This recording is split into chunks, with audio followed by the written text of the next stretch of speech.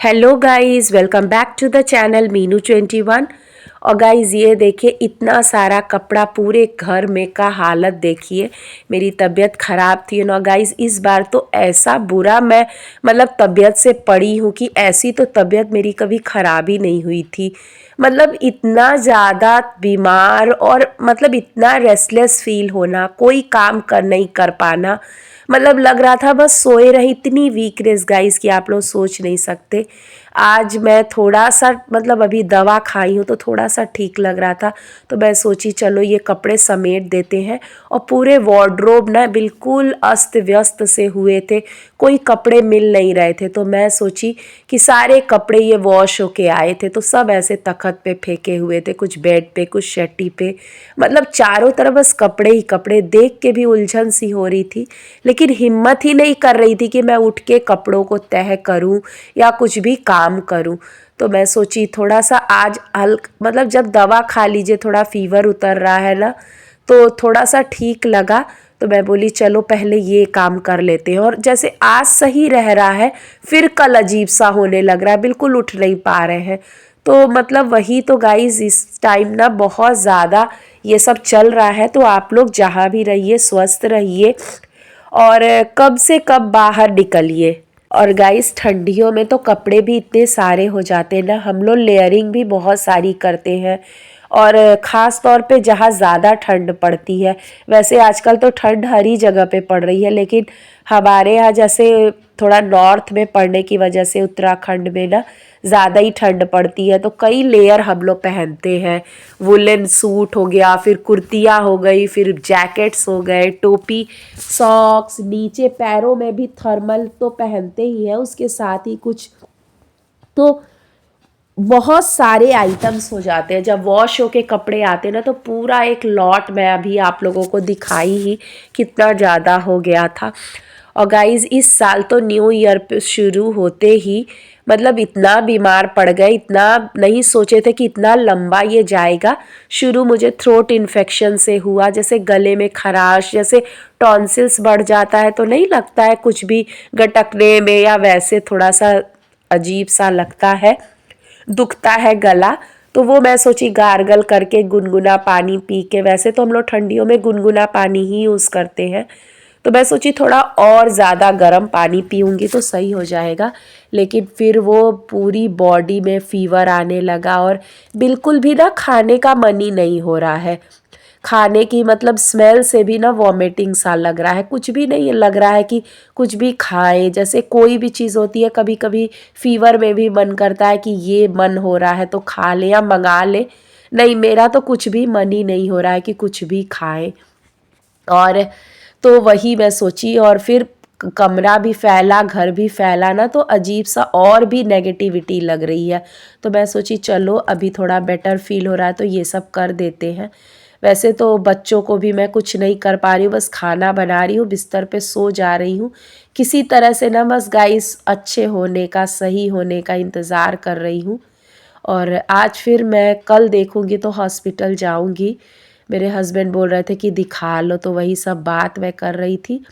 बीच बीच में बच्चे मूवी देख रहे हैं। आज ना खाना, रात का ये टाइम है, खाना सब लोग खा लिए हैं, मेरे हस्बैंड टहल रहे हैं, तो मैं सोची कि ये सब कर लेते हैं। और एक वार्डरोब सही कर देंगे ना, तो जैसे वार्डरोब सही रहता है, क्लीन रहता है, सब चीज़ें व्यवस्थित रहती है, कपड़े अपने जगह पे रहते हैं ना, तो घर खुद ही साफ सुथरा दिखने लगता है। अगर हम लोग हर एक चीज़ को, जैसे जो सामान जहाँ का है उसकी एक जगह जो है वहाँ पे अगर उसको अरेंज करके रखे ना, तो घर मैसी लगेगा ही नहीं।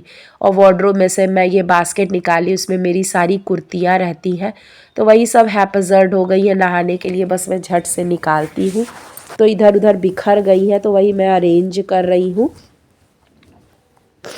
और अब तो इतना ज़्यादा लग रहा है ना कि कब सही होंगे, कब सही होंगे, जैसे लग रहा है बरसों हो गए हैं। एक तो धूप भी नहीं हो रही है गाइस, इसलिए और भी तबीयत ख़राब सी लगती है।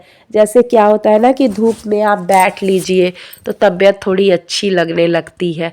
लेकिन वही होप कर रहे हैं कि देखिए, मैं तो मना रही हूँ कि भगवान बच्चों के स्कूल खुलने से पहले तबीयत सही हो जाए, नहीं तो कैसे मैं सुबह उठ के बच्चों को स्कूल भेज पाऊँगी। अभी तो बच्चों की छुट्टियां चल रही हैं तो 8 बजे उठ रहे हैं। तो ये सब चीज़ें देख रहे हैं कितनी ज़्यादा फैल गई हैं, तो वही सब कुछ अरेंज करना है। और वही मैं बोल रही थी कि बच्चों की छुट्टियां चल रही हैं, अब देखिए धूप होने लगेगी तो छुट्टियां बढ़ेंगी भी नहीं।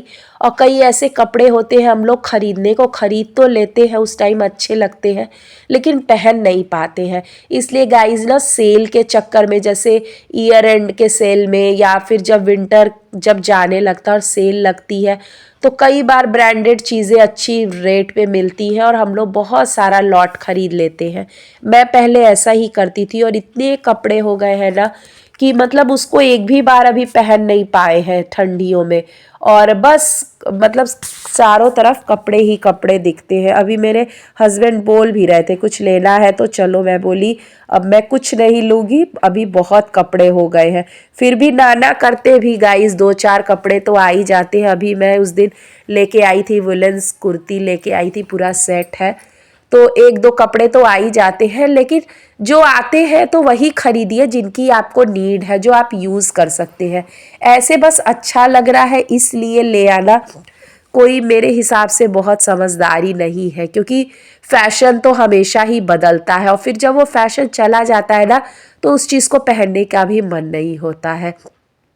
और घर में कपड़ा फैला के रखना और बहुत ज़्यादा कपड़ों से भी ना घर क्लटर्ड लगता है। और फिर ये नेक्स्ट डे का है गाइस, मैं सैंडविच बच्चों के लिए बना रही थी। सैंडविच मेकर तो है लेकिन मैं सोची ना तवे पे ही कर देते, वही ना तबीयत नहीं सही रहती है ना, तो जब सही हो रही है तो मैं सोच रही हूँ कि बच्चों की पसंद का कुछ कुछ बनाऊँ।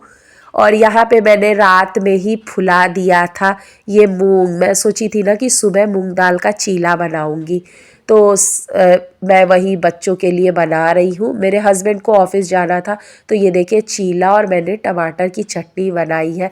ये पनीर, उसमें फिलिंग के लिए ना मैं पनीर और ये सब यूज़ कर रही हूँ। और मेरे बच्चे को आज बर्थडे पार्टी में जाना है तो वही मैं छोड़ने जा रही थी उसको, क्योंकि उसके दोस्त के घर का रास्ता मैं ही देखी हूँ।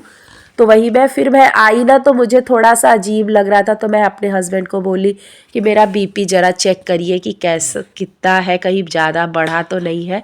लेकिन बीपी नॉर्मल ही था, तो कोई घबराने की नहीं। लेकिन जैसे अपने तबीयत अच्छी नहीं रहती है ना तो लगता है कि कहीं ये तो नहीं वो तो नहीं, 10 चीज़ें मन में आती रहती हैं, तो इसीलिए मैं सोची कि चेक कर लेते हैं। Hello guys, welcome back to the channel Meenu 21। I hope आप लोग अच्छे होंगे गाइस। हैप्पी मकर संक्रांति। और सुबह उठ गई हूँ, मेरे हस्बैंड नहाने गए हैं और आज तो जैसे बिना नहाए दान किए बिना हम लोग कुछ भी नहीं खाते हैं। तो सब वैसे तो हम लोग चूरा दही खाते हैं, लेकिन बहुत ज़्यादा ठंड पड़ रही है इसलिए पोहा बना दूंगी। आज मुझे थोड़ा सा अच्छा बेटर फील हो रहा है गाइस, इसलिए आज से व्लॉग स्टार्ट करते हैं। बहुत ज़्यादा वीकनेस हो गई है गाइस, तो अब धीरे धीरे खाएंगे पिएंगे रिकवर करेंगे। तो चलिए पोहा बनाने के लिए मैं सारा कुछ सामने रख रही हूँ। पोहा मेरा है, प्याज है, मटर। तो गाइज़ यहाँ पे वही मैं प्रिपरेशन कर रही हूँ। अभी तो सुबह के 8 बज रहे हैं। वैसे तो मैं हर बार बहुत सुबह सबसे पहले मैं ही नहा लेती हूँ, लेकिन इस बार तबीयत सही नहीं है ना गाइज़, तो पहले मेरे हस्बैंड चले जाए ऑफिस फिर उसके बाद मैं नहाऊँगी। और आज के दिन का तो विशेष महत्व होता है। और बच्चे भी अभी सोए हैं, वो भी उठेंगे तो नहाएंगे। मैं सोच रही हूँ कि धूप हो जाए, लेकिन अभी तो कोहरा है लेकिन लग रहा है कि धूप होगी। Hello guys, welcome back to the channel. और गाइस यहाँ सबका नहाना धोना हो गया। आज धूप भी बहुत अच्छी निकली है। और ये देखिए बच्चे बैठे हैं और यहाँ पतंग की तैयारी हो रही है। बार बार आ रहे हैं लोग और बच्चे ना पतंग उड़ाने के लिए ग्राउंड में जाएंगे, उसी की तैयारी कर रहे हैं। बच्चे नहा धो लिए और धूप निकल आई है ना तो अच्छा भी लग रहा है। और ये गाइस आज मतलब मकर संक्रांति के शाम का है, तो आज ना क्यारी में बहुत सारी मेथी हुई थी, तो मैं सोची थी कि जब तबीयत थोड़ी सही हो जाएगी ना तभी मैं मतलब काट के लेके आऊँगी, क्योंकि तबीयत सही नहीं रहती। क्योंकि मेथी में बहुत ज़्यादा उसको देखना पड़ता है, एक एक पत्तियों को निकालना पड़ता है। तो फिर मैं पहले उसको हल्का सा भून ली हूँ, क्योंकि फिर वो कड़क नहीं रहेगा और आटे में ना अच्छे से गूंज जाएगा। और सभी को बहुत पसंद है और हेल्दी भी होता है, इसलिए मैं सोची आज मेथी का पराठा और चटनी बनाते हैं। तो पुदीना और टमाटर धनिया ये सबको मिक्स करके मैंने चटनी बनाई है। और मेथी को काटने के बाद ना पहले मैं कच्चा ही आटे में कर देती थी, लेकिन अब ना मैं उसको कढ़ाई में हल्का सा भून ली हूँ, तो उससे ना बहुत इजी हो गया आटा गूँथने के लिए। तो वही मम्मी मेरी बोली कि उसको कढ़ाई में हल्का सा भून लोगी ना तो अच्छा बनेगा। तो ये देखिए मैं वही बना रही हूँ और बच्चे बैठे हैं और सब लोग खाने के लिए। और ये ना जैसे गरम गरम ही पका तुरंत एक एक सर्व करिए तो अच्छा लगता है, इसीलिए मैं बोली कि सब लोग बैठ जाओ तभी मैं सर्व करती जाऊंगी, क्योंकि ठंडा होने के बाद ना इसका टेस्ट उतना नहीं पसंद आता है सबको, मुझे भी अच्छा नहीं लगता है। मुझे कुरकुरे कुरकुरे से और गरम भी अच्छे लगते हैं। तो गाइज़ आप लोग बताइएगा कि आप लोग मेथी का पराठा कैसे बनाते हैं। ये तो मैंने अपनी रेसिपी शेयर की है और इस व्लॉग को भी गाइज़ यहीं एंड करते हैं। आई होप आपको अच्छा लगा होगा।